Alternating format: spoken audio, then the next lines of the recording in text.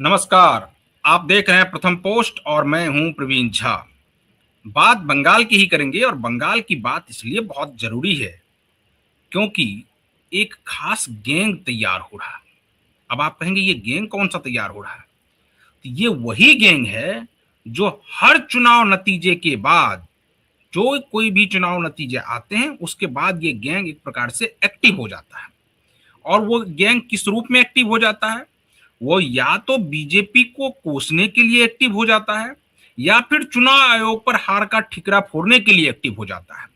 इस बार भी उस गैंग की लगभग लगभग तैयारी हो चुकी है क्योंकि कई सारे ट्वीट्स आने लगे हैं, कई सारे आप देखेंगे कि उनके बयान आने लगे हैं।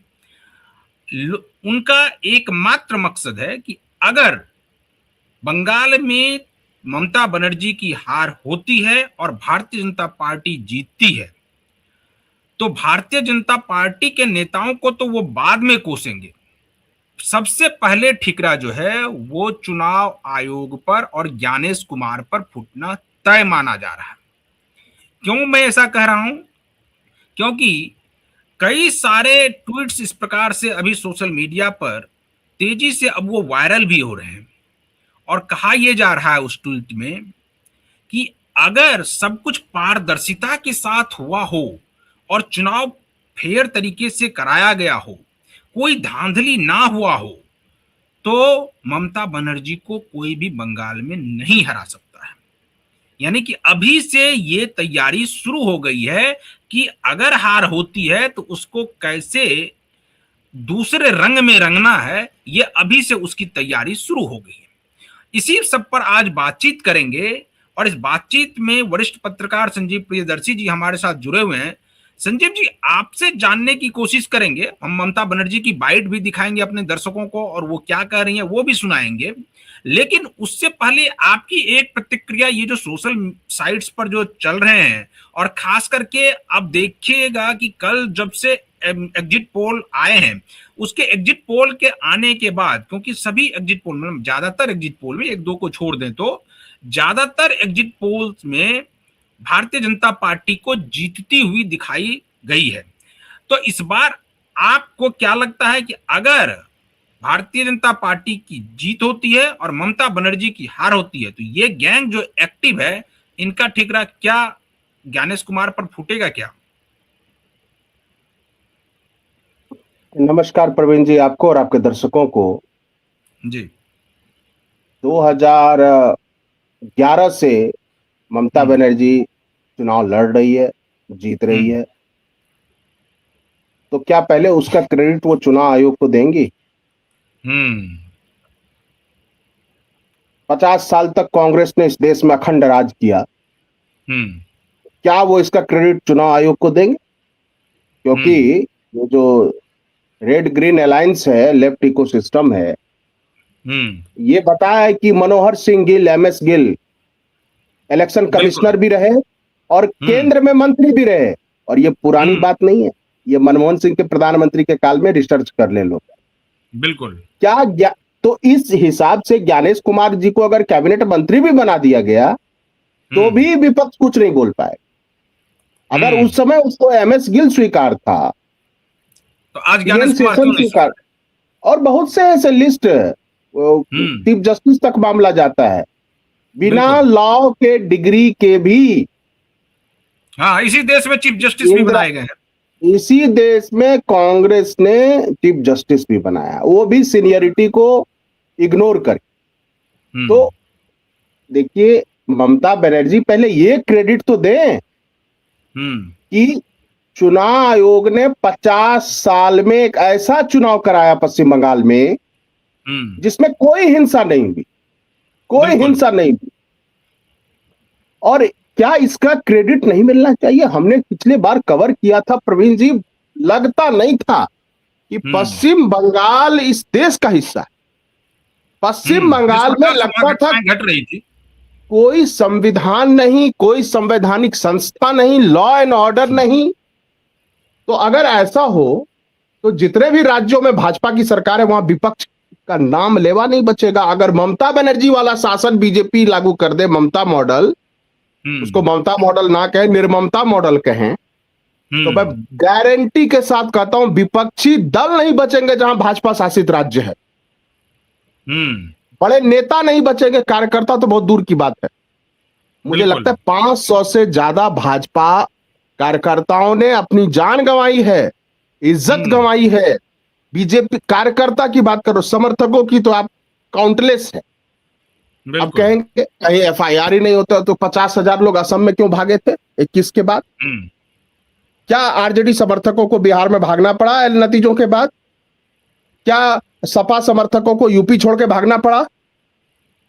तो ममता बनर्जी के राज में ये सबने देखा है ना कि लोग भाग के असम चले गए। यहां तक कि जिन मुस्लिमों ने इस बार हुमायूं कबीर पर हमला हुआ वो कौन है? वो बीजेपी समर्थक है। कांग्रेस का एक 43 साल का कार्यकर्ता आसनसोल में बेरहमी से जिसकी हत्या हुई, उसके मासूम बच्चों के आगे क्या ये यही लोकतंत्र है? और इसमें हम लोगों को कुछ नहीं कहना है। कांग्रेस के नेता, झारखंड में कैबिनेट मंत्री, स्वास्थ्य मंत्री डॉक्टर इरफान अंसारी ने जो भावुक पोस्ट किया था और उनके परिवार से मिले थे, तो उस पर विपक्ष क्यों नहीं बोलता है?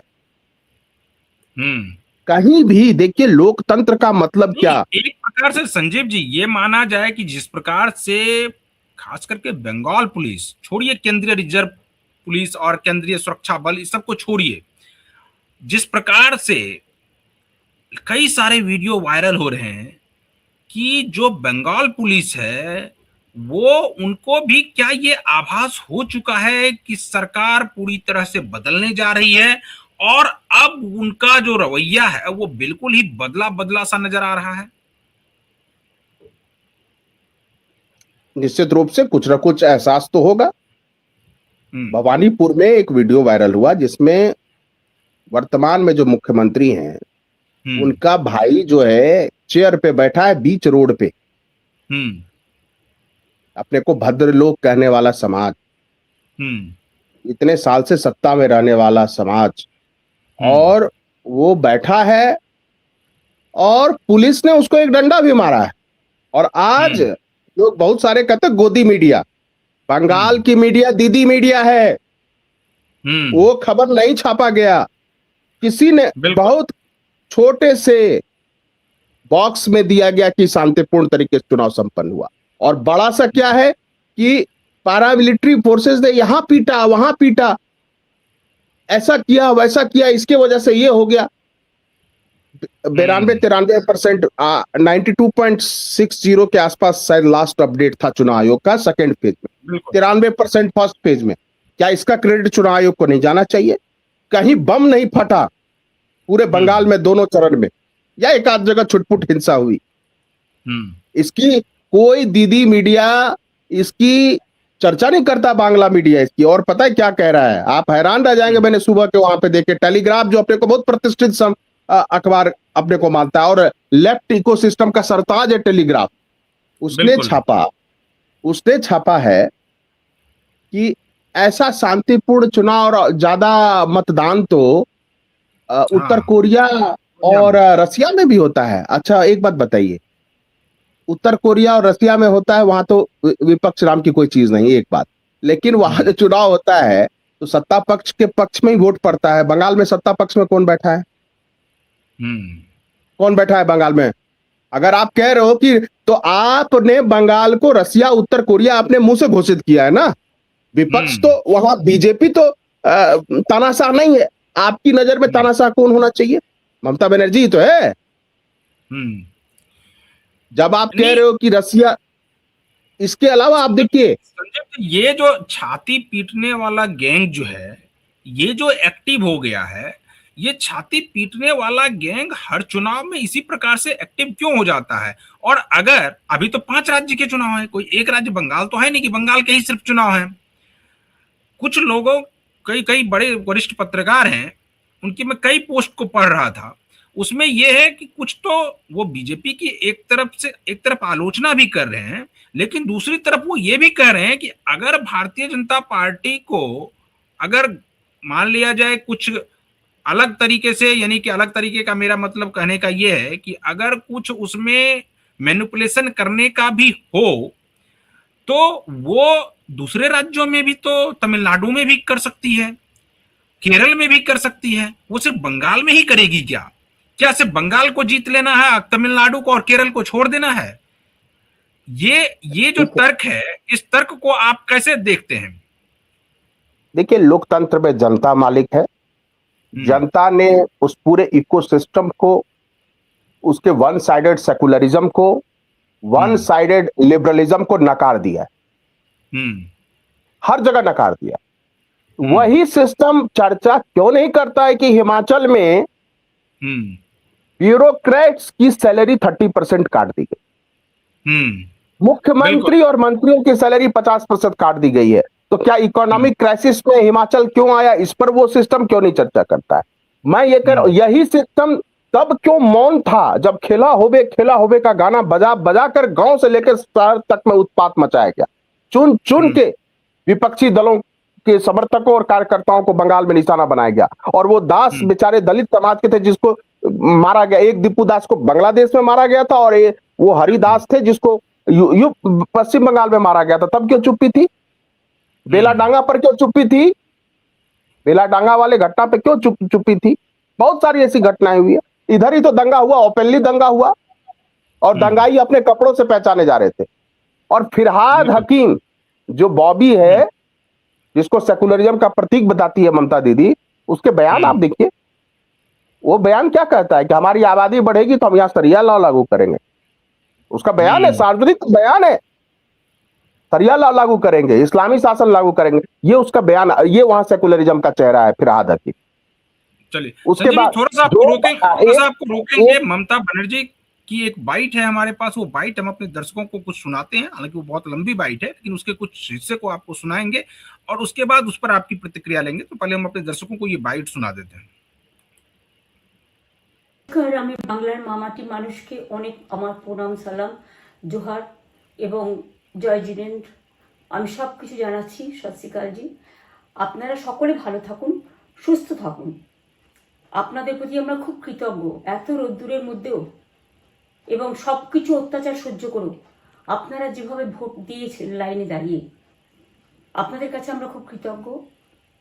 আমি আমার কর্মীদের কাছেও খুব কৃতজ্ঞ, যারা জীবনপণ লড়াই করে অনেক অত্যাচার সহ্য করে সেন্ট্রাল ফোর্স এবং এখানকার ফোর্স সবার যৌথ অত্যাচার সহ্য করেও টোটাল সমস্ত machinery government of India, prime minister, home minister থেকে শুরু করে পুরো গভর্নমেন্ট অফ ইন্ডিয়া এবং 19টা রাজ্যের বিজেপি নেতাদের এবং অর্থ ভাণ্ডার, শক্তির ভাণ্ডার, বন্দুকের ভাণ্ডার নিয়ে যারা বাংলার মানুষকে জব্দ করতে চেয়েছিলেন, জব্দ তারা কিন্তু ভোট বাক্সে হয়ে গেছে। আমি আপনাদের নিশ্চিন্ত করে বলতে চাই, যেটা টিভিতে দেখাচ্ছে এটা বিজেপি অফিস থেকে কালকে বেলা 1:08 সার্কুলেট করেছে এবং টাকা দিয়ে বলেছে যাতে এটা দেখানো হয়। তার কারণ হচ্ছে আমার কাছে স্পেসিফিক ইনফরমেশন এসছে 1:08 আমি কোনো একটা প্রেস মিডিয়ার থ্রুতে পেয়েছি এবং সেই ইনফরমেশনে দেখা যাচ্ছে তারা পরিষ্কার বলছে ফোর্সফুলি তোমায় করতে হবে, এটা তোমাকে এর মধ্যে যাওয়া যাবে না। কারণটা আসলে জানেন আপনারা, আমরা 230ও পেয়ে যেতে পারি, 226 ক্রস করবো 2026-এ। মানুষ যে বিপুলভাবে ভোট দিয়েছে আমার তাদের প্রতি পুরো ভরসা, বিশ্বাস, আস্থা। इस बाइट को हम यहीं पर रोक देते हैं। सबसे पहले संजीव जी, एक तो ये जो बॉडी लैंग्वेज है उस पर आपकी प्रतिक्रिया जानेंगे। उसके बाद ममता बनर्जी ने जिस प्रकार से केंद्र सरकार को लेकर कहा कि जो केंद्र सरकार जो है वो पूरा मैसेनरी केंद्र का यूज हो रहा था, और अंत में अभी जब बाइट को लोगों ने पॉज किया तो उस वक्त कहा कि 2026 में 226 सीट टीएमसी जीतेगी। क्या लगता है आपको इस बयान के मायने? ठीक है, अगर उनके पास कोई सूचना होगी तो ठीक है, इसमें क्या दिक्कत है। लेकिन आप उनका शुरुआत में जब वो बोल रहे तब उस समय का बॉडी वो देखिए, उसमें उत्साह नहीं, हताशा नजर आती है उनके चेहरे पर। कल भी जब वो गई थी बूथ पर और जब बोला था उन्होंने, उस समय भी उनके चेहरे पर एक हताशा का भाव था। वो इतनी हताश टाइप से नहीं बोलती, बहुत एरोगेंट लीडर है, वो बहुत आक्रामक टाइप से बात करती है। तो ठीक है, वो 226 जीत रहे हैं, इसमें तो वो पता चलेगा उसी दिन 4 तारीख को। लेकिन एक चीज आप देखिए कि जो वो कह रही हैं कि बंदूक के दम पे, सेंट्रल फोर्सेस के दम पर, तो सेंट्रल फोर्सेस या पैरामिलिट्री फोर्सेस तो लोकसभा चुनाव में भी हर राज्यों में थे। तो फिर यूपी में बीजेपी हाथ क्यों हो गई? राजस्थान में क्यों सीटें घट गई बीजेपी की? 10-12 सीटें घट गई। नहीं, बंगाल में ही आपने 29 सीट कैसे जीत लिया? हाँ, बंगाल में ही इतनी सीटें आपने कैसे जीत ली? तो पैरामिलिट्री फोर्सेस किसी सरकार की नहीं, देश की है, पहली बात। दूसरी बात, आप एक भी घटनाक्रम दिखाइए जिसमें पैरामिलिट्री फोर्सेस कोई असंवैधानिक कार्य कर रही है, एक भी वीडियो नहीं है। मैं ये कह रहा हूं कि जो वीडियो वायरल है लोग खुद देखें। अगर कोई डराएगा, धमकाएगा, हमला कर, अपनी आदत से लाचार जो टीएमसी के गूंस हैं, उनको तो गोली नहीं मारी, यही कम किया। उनको तो बस 2-4 लठ जमाए। आप सोचिए दूसरे राज्यों में तो पब्लिक, मैं ये पूछना चाहता हूं ममता जी से, ठीक है ममता जी जीत रही हैं, लेकिन बंगाल का 70% आदमी ये बोलता क्यों नहीं है कि वो किसको वोट दे रहा है, वो किसको पसंद करता है? ये डर किसने कायम किया है? किस वजह से है? ये किस वजह से? बिहार का वोटर बोलता है, यूपी का वोटर बोलता है, उत्तराखंड तक का वोटर बोलता है, हिमाचल का वोटर बोलता है, पंजाब का वोट बोलता है, हरियाणा, महाराष्ट्र। इंडिया ने अपना सर्वे जारी नहीं किया, अपना एग्जिट पोल जारी नहीं किया, और उसने साफ साफ कहा कि 100 में 70 लोग, 60 से 70 लोग बोलने को तैयार नहीं है कि वो उन्होंने किसको मतदान किया, किसको वोट डाला है, ये बोलने को तैयार नहीं है। और इसीलिए उनके पास बहुत साइंटिफिक डेटा उस प्रकार से नहीं आ पाया और उन्होंने मना कर दिया वो एग्जिट पोल जारी करने से। आपको लगता है कि ये जो डर का माहौल है, अभी भी लोग डरे सहमे हैं कि हो ना हो अगर भारतीय जनता पार्टी की सरकार नहीं आती है और वो वोकल होकर के बोल दे कि भारतीय जनता पार्टी को वोट किया है उन्होंने, तो बाद में इसका कुछ अलग, कुछ और खामियाजा ना भुगतना पड़ जाए? ऐसी डर की ऐसा डर है क्या अभी भी वहां पर? हाँ बिल्कुल, ये डर है, लोगों में डर है, और ये डर थ्रो आउट है। मतलब ये डर आज से नहीं है, ये 50 साल से डर है। जनरेशनल फियर ट्रांसफर हुआ है। कांग्रेस के समय ये डर नहीं था। मैं स्पष्ट कांग्रेस को इस बात का क्रेडिट देता हूं, सिद्धार्थ शंकर रे शायद उनके लास्ट सीएम थे, कोई डर नहीं था, फ्री एंड फेयर इलेक्शन होते थे। जब कम्युनिस्ट आई तो उसने इस चीज को अपनाया, और वही पूरा सिस्टम, चाहे वो आप इकोनॉमिक पॉलिसी कर लीजिए या इलेक्शन जीतने की जो एक मशीनरी है, वही मैन हैंडलिंग, वही मसल्स पावर और मनी पावर, वो सब किया ममता बनर्जी ने, जिसका उन्होंने विरोध किया था। बट एक चीज मैं कह देता हूं, एक चीज ध्यान कीजिएगा, 2011 में जब लेफ्ट हारी थी विधानसभा चुनाव, तो आपको शायद बहुत लोगों को पता ना हो, उसमें लेफ्ट की कितनी सीटें थी? 235। बिल्कुल। यानी 2006 में लेफ्ट ने 235 विधानसभा सीटें जीती थी 294 में, और 2011 में भी कुछ पता नहीं था किसी को, क्योंकि पब्लिक बोलते ही नहीं वहां, डर के मारे। और शायद 62 या 63 सीटों पर आकर रह गई थी 2011 में। उस समय भी तो चुनाव हुआ, टीएमसी जीती। अगर चुनाव आयोग ये चाहता और निष्पक्ष चुनाव नहीं कराता तो 2011 में ही टीएमसी सत्ता में नहीं आती। उसमें थी कहां टीएमसी? लेकिन टीएमसी ने जो कांग्रेस बल्कि ज्यादा मजबूत हो जाती। जो भी है, मैं ये कह रहा हूं कि देखिए, ये कहना जो है, अभी झारखंड में जब इधर नतीजे आए थे तो उसमें भारी बहुमत से जीती। अच्छा, एक नारा वहां के महिला, देखिए केवल मुस्लिम वोट से टीएमसी नहीं जीतती, वुमेन्स, ग्रामीण इलाके के लड़कियां, महिलाएं, बुजुर्ग और भद्र लोग। अब बताऊं, इस बार का जो नारा है, पैसा लेबो दीदी से, वोट देबो दादा के। और एक माहौल वाले जाते हैं ग्राउंड सर्वे करने, जाते हैं, बहुत पॉपुलर हैं। उनसे एक महिला ने कहा कि मैंने जय श्री राम को वोट दिया है, जब अल्लाह अकबर के नारे लगते हैं कोई नहीं रोकता है, तो जय श्री राम के नारे पर रोक क्यों? और वो भद्र लोग की महिला थी।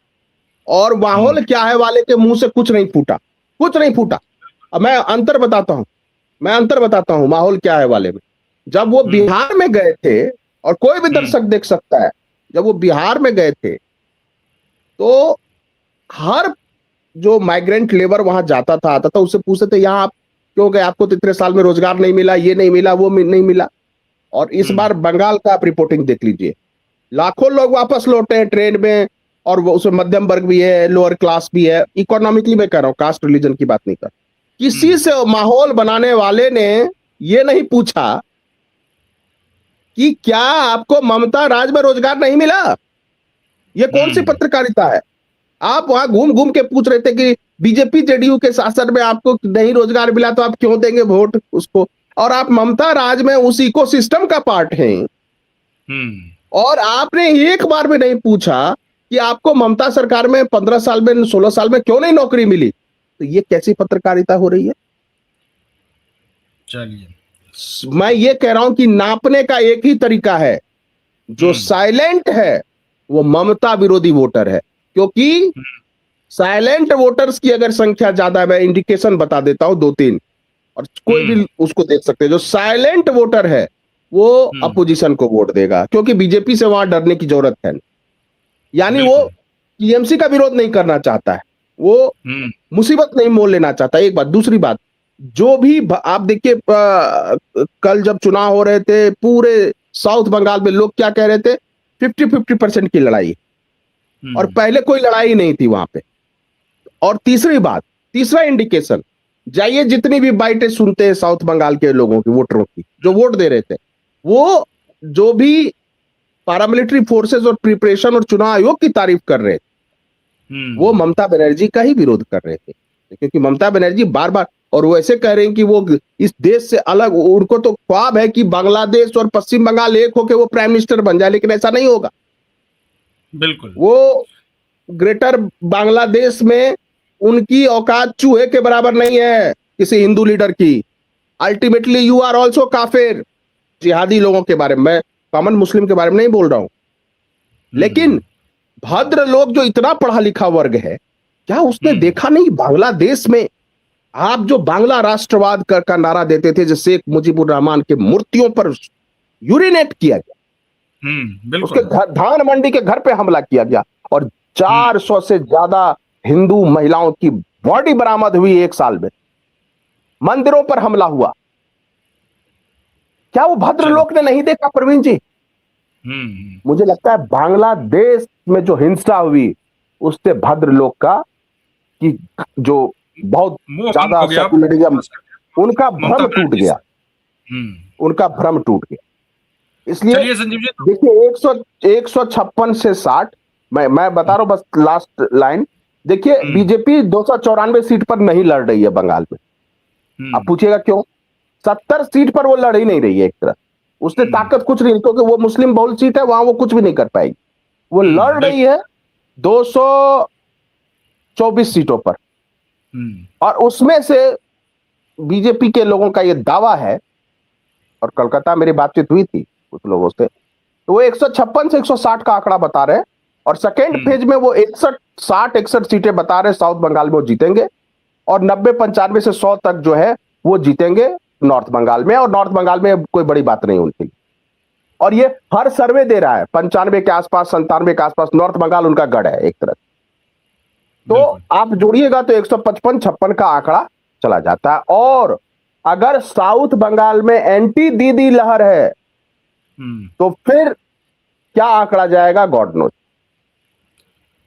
चलिए संजीव जी, तो आज हम लोग इस डिबेट को यहीं पर खत्म करते हैं। कल किसी और डिबेट के साथ फिर से हाजिर होंगे। तब तक जो दर्शक हमारे साथ बने हुए हैं, इस वीडियो को फटाफट शेयर कर दीजिए। अगर आप हमारे इस वीडियो को यूट्यूब चैनल के जरिए देख रहे हैं तो चैनल को सब्सक्राइब कर लीजिए, और वीडियो को फटाफट शेयर कर दीजिए। कमेंट जरूर कीजिए कि आपको ये डिबेट कैसा लगा। इसके अलावा अगर आप फेसबुक, इंस्टाग्राम पर देख रहे हैं तो उस पेज को भी फॉलो कर लीजिए, और वहां से भी वीडियो शेयर कर दीजिए और कमेंट करते रहिए। बाकी तमाम खबरों के लिए आप बने रहिए प्रथम पोस्ट के साथ। मुझे दीजिए अनुमति। नमस्कार।